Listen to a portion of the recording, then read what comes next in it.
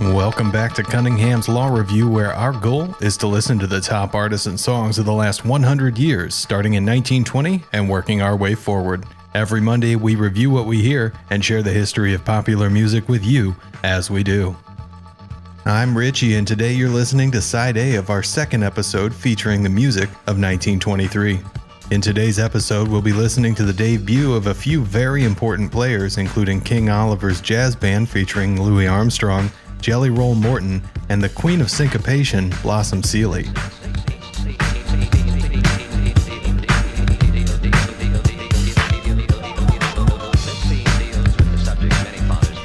First, in an episode that sees the introduction of Louis Armstrong himself, let's take a look at King Oliver's Creole jazz band.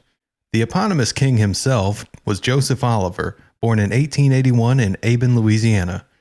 While Louis Armstrong played second cornet in King Oliver's band, it was King Oliver himself on first cornet, and of whom Armstrong said, "It was my ambition to play as he did.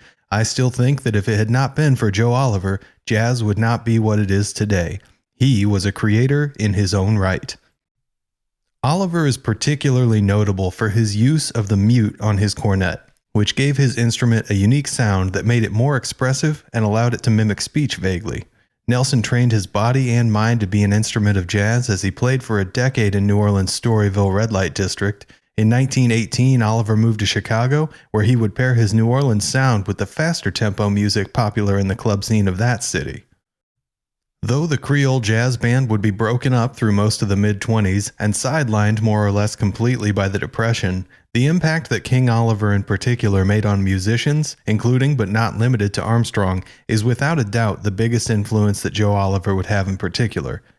Musicians of all stripes broke race barriers to try to learn from Oliver, and were it not for his progressive gum disease which made it difficult and painful for him to play, it's likely he would have continued apace with the best of the 30s. Ferdinand Joseph Lamotte was born in 1890 in New Orleans, but by the time of his death in 1941, he would have indelibly earned his fame under the name Jelly Roll Morton. Morton started his illustrious career as the piano player of a brothel at the age of only 14 years old. His grandmother, with whom he was living at the time, chose to believe Morton's story that he was working in a barrel factory at night, but eventually found out the truth and disowned him for disgracing the family's good name. Speaking of, we've discussed a lot about the nicknames that artists from these times have, from kings and queens to even deans. But this by far is the dirtiest nickname that we've seen. Jelly Roll was slang for a woman's private parts at the time.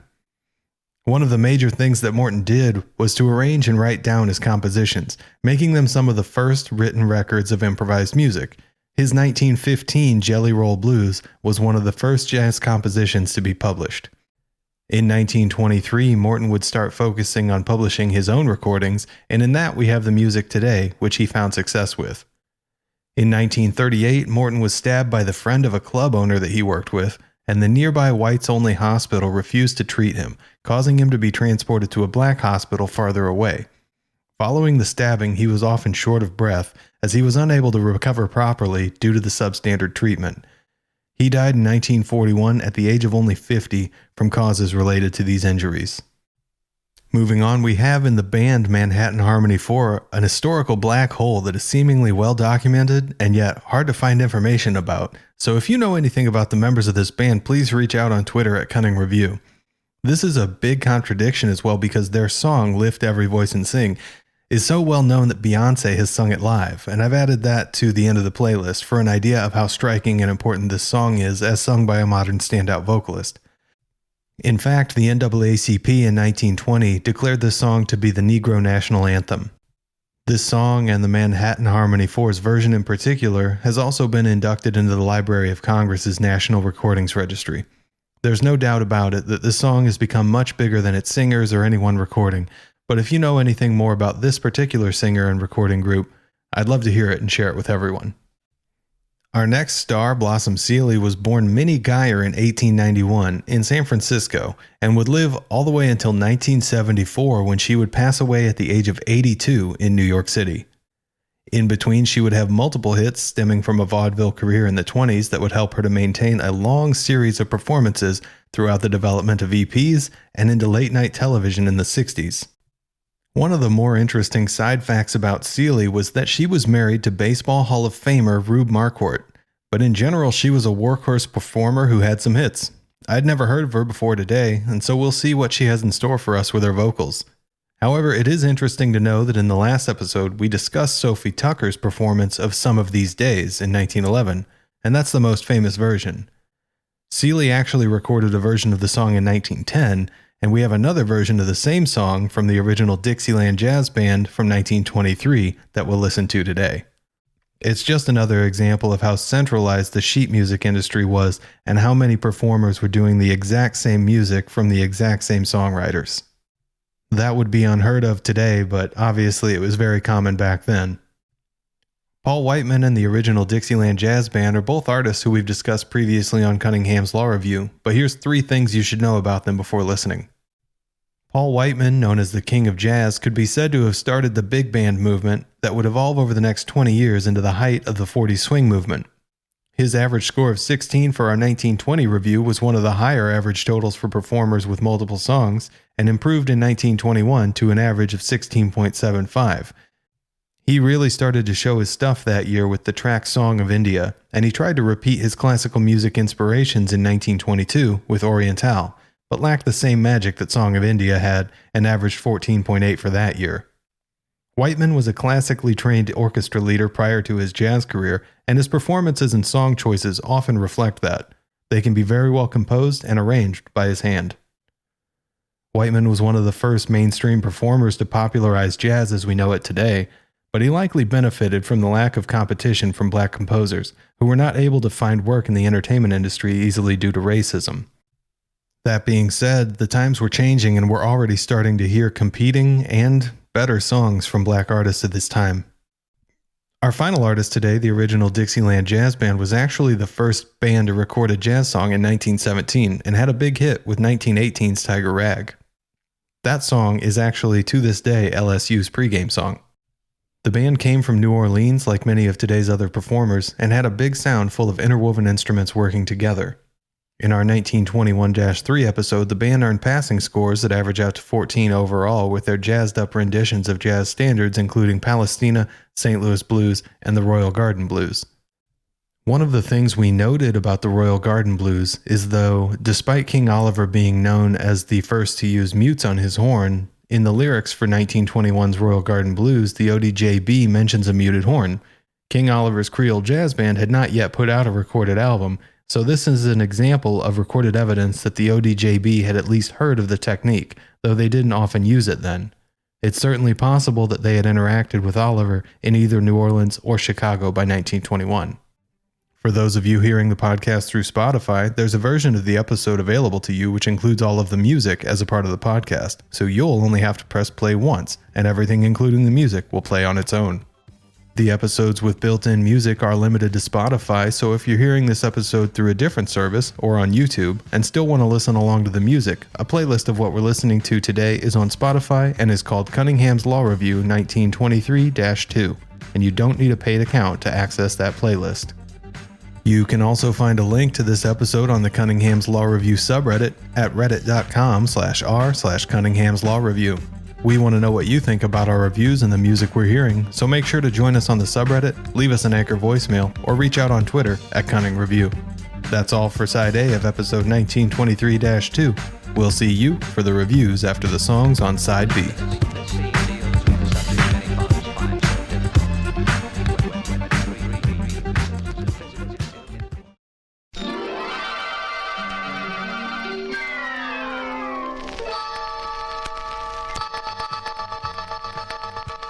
Welcome back to Cunningham's Law Review, episode 1923-2, where we're listening to a full boat of New Orleans jazz stars of the early 1920s with King Oliver's Creole Jazz Band, Jelly Roll Morton, the original Dixieland Jazz Band, as well as other popular artists of the time in the Manhattan Harmony 4, Blossom Seeley, and Paul Whiteman, who is at least playing songs about New Orleans in his offering for today.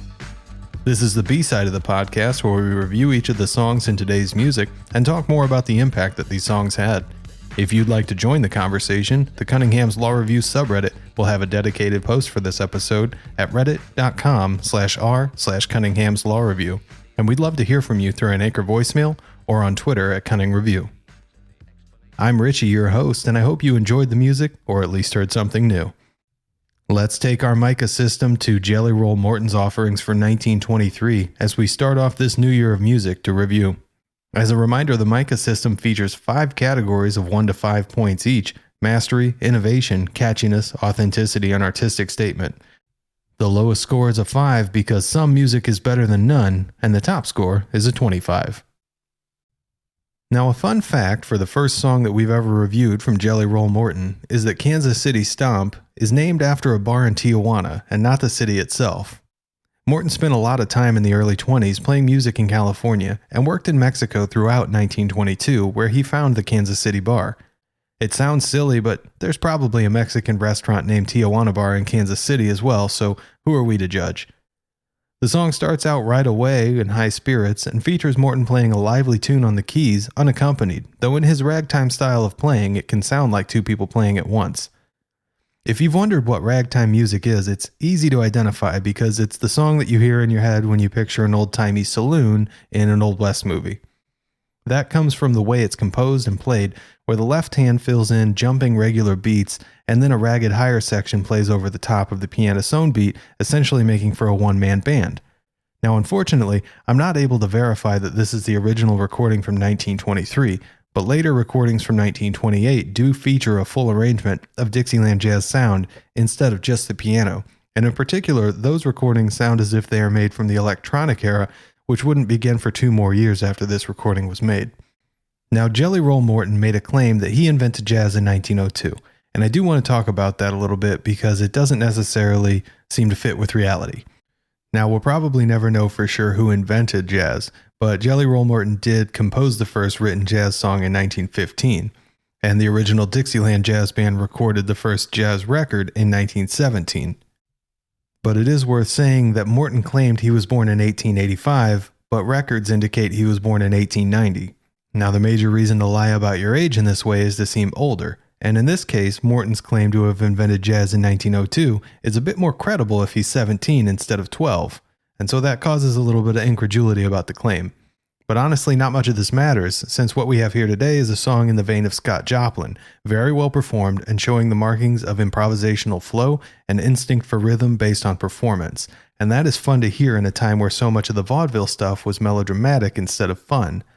For mastery, Morton earns a 4, and in innovation earns a 4 for his iterations on Joplin's themes. Catchiness is a solid 4, and it's just fun to listen to the point where it makes me want to learn piano so I can jump my hands around and play it as well. Authenticity and artistic statement are difficult to gauge since there are no lyrics, but there's an unmistakable draw to the music, and so they earn a 4 and 3 respectively for a total mica score of 19 out of 25 points. Now, admittedly, so far to me, Jelly Roll Morton is a lot more like hearing Scott Joplin piano tunes than I thought it would be, but it does show a more intuitive sense of what the crowd would like to hear and what would make toes tap in the audience. And I can say that firmly because each time I listen to this music to try and figure out why it's so special, all I can answer is that my foot is moving the whole time. For Grandpa's Spells, Morton receives the same score for the same reasons as with Kansas City Stomp for a mica of 19. It's impossible to listen to these songs from New Orleans' own sons, Jelly Roll Morton and King Oliver, and not hear the similarities present in both. More than anything, there's a dedication to performance and highlighting the beat that certainly would have been honed by trying to make a living through playing clubs and dance halls, and not by selling records or performing in a theater setting. This was a performance meant to be enjoyed, and each player supports that mission with their own instrumental voice, yet they still avoid stepping on each other through expertise and experience with one another. We have to remember that these recordings were taken live, in one shot, and with the only mixing available made by placing louder instruments away from the recording horns that fed into the record. Mastery is a 5, innovation is a 4, catchiness of 4, authenticity of 5, and artistic statement of 4, for a total score of 20. Especially, it's very interesting to hear the solo in the middle, which almost sounds as if Benny Goodman would play it on the clarinet a decade later to become the king of swing. The influence there is undeniable, and as good as Benny Goodman truly is, then there's no denying that. To me, it's incredible that Oliver's band is not more often mentioned as influencing the development of swing music to come.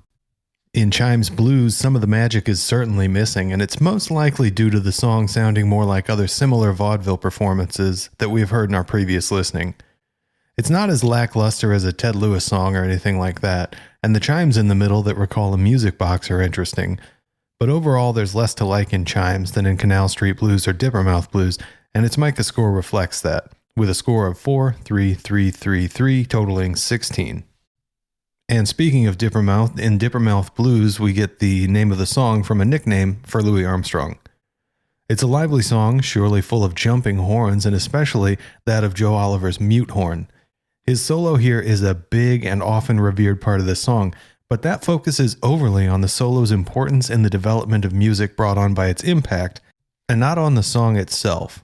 The solo would prove to be so influential and oft-imitated in the years to come that it's seen as very important, since it's being held up as an example of the first time a mute horn was played on a record.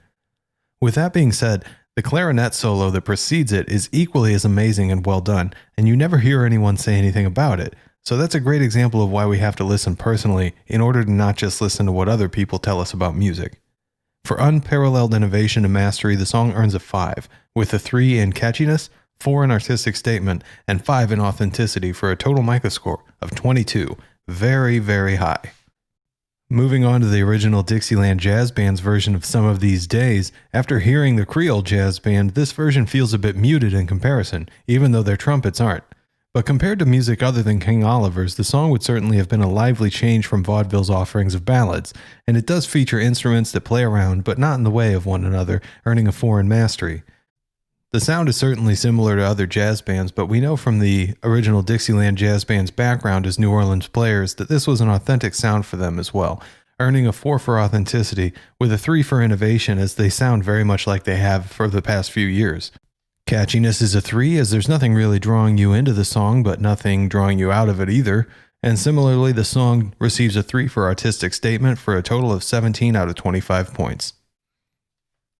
Blossom Seeley's Way Down Yonder in New Orleans is our first version of the song today, and here we're getting a standard vaudeville version of the song about going to New Orleans when it gets cold outside. The music and singing are well done, but don't challenge anyone in particular, earning a 3. Artistic statements are limited and mostly center around making the rhyme schemes work, even though they're clever and complimentary of the Crescent City, and earn a 3. Innovation is a generous 3, but I'm looking forward to see what Whiteman can do with the same song as we hear it next. The way that Seeley sings, the otherwise plausible lyrics, make her performance sound more vaudeville-oriented than authentic, and she receives a 2 for authenticity for a total score of 14. Moving on to Whiteman's version, unfortunately for Whiteman, this is a simple replaying of the same song nearly the same way that Seeley did it, and doesn't add much other than a perfunctory dancehall performance of what was a popular song at the time. Everything works, but it could have been played by nearly anyone else, so authenticity is a 3. The horn is a standout, keeping it from a lower score there, and it certainly does a lot better than the slide whistle that Whiteman has had standing in for previous vocal sections. And if you haven't listened to our previous episodes, I'm not making that up. In other songs where Whiteman has a vocal section replaced with a musical instrument, he uses a slide whistle. It's strange. But mastery is a 3 as well, with innovation, since the song is at least arranged well for a bigger and more interesting band, though it's nothing crazy. It felt to me as if the song was dragging on by the end, earning a 2 for catchiness, since I wanted to stop listening to it. And the artistic statement and authenticity both earn 2s, since really this is a cash-in as far as I can tell. One interesting thing about the song, though, if not Whiteman's performance of it, is that it was written as sheet music, advertised with the tagline, "A Southern Song Without a Mammy," in it. Clearly a dig at Jolson and Marion Harris's works, shedding light into them as being perceived as cliche and cloying even then. But you can complain about them all you want, they still outsold nearly everyone, and that means the blame really lies on the consumer not being so discerning. Total for Whiteman, a disappointing 12, meaning Seelys is the better of the 2 versions, but not in a significant way. I've saved the most important song for last, with the Manhattan Harmony 4's Lift Every Voice and Sing. Normally, I would say that the most important song in our episode would clearly have been the one which featured the introduction of Louis Armstrong on record, the first recorded use of the mute horn, and an overlooked clarinet solo that makes me feel smart for pointing it out. But in reality, Lift Every Voice and Sing is by far the most important song we're reviewing this week, and possibly so far throughout the show. And if you don't know why, I sincerely recommend that you take some time and look into it on your own, because the song is very rich in history, meaning, and crucial to the American identity. It's really something that our show is not going to be able to give its full due, and it should be looked up by every person who hears this because it is very important.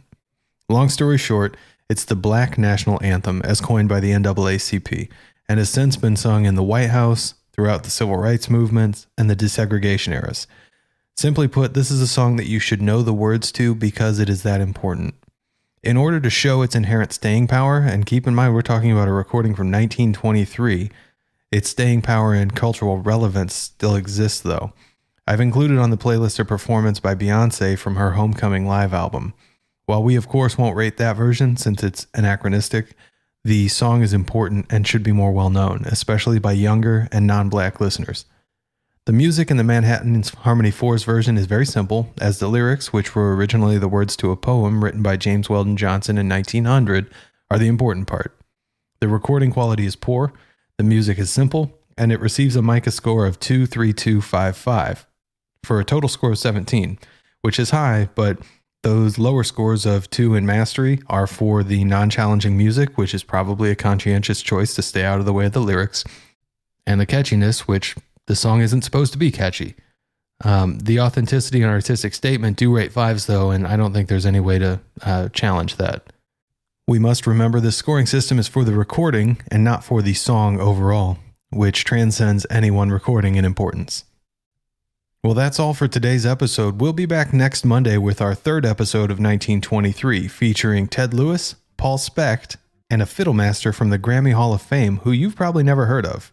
Whether or not you agree with us, we want to know what you think, because Cunningham's Law states that the best way to learn something on the internet isn't to ask a question, but to post the wrong answer somewhere. So make sure to find the Cunningham's Law subreddit, where we will have a dedicated post for this episode at reddit.com/r/Cunningham's Law Review.